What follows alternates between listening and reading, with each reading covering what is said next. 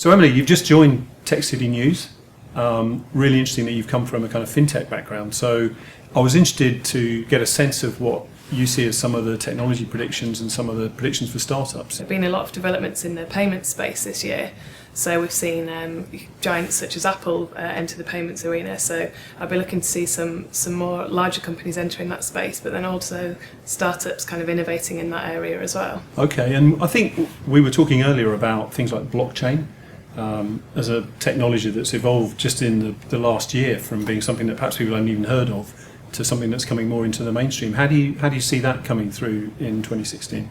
Yeah, so again, that's been another kind of big trend in 2015, largely in the finance space as well, and I think that's going to continue. There are lots of other applications that blockchain technology can be used for, so in the legal space, in insurance, but I think there's still a lot to be done with it within finance. So a lot of the major finance institutions in the UK and across the world have been setting up teams to kind of innovate using blockchain technology.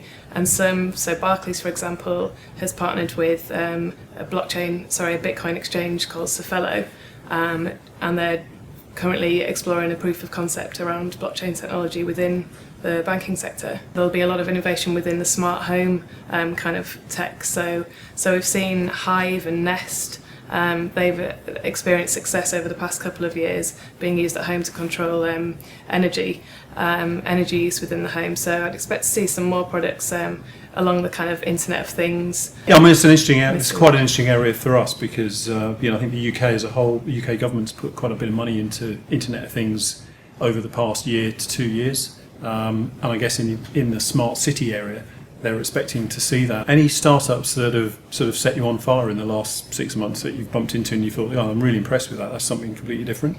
With my fintech background, I've obviously bumped into a lot of companies within that space, particularly within kind of Bitcoin and blockchain. Also within the artificial intelligence kind of technology space, I think there's going to be some really interesting companies coming out of there.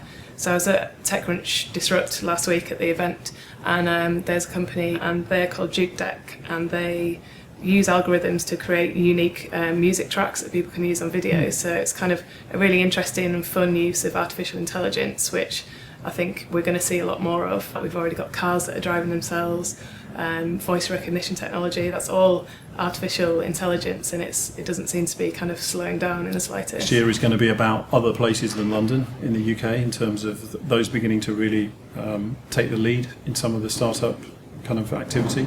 There's a lot of activity going on in the north, so we're seeing Manchester and Leeds, and then Liverpool as well. There's a big sort of gaming technology hub there.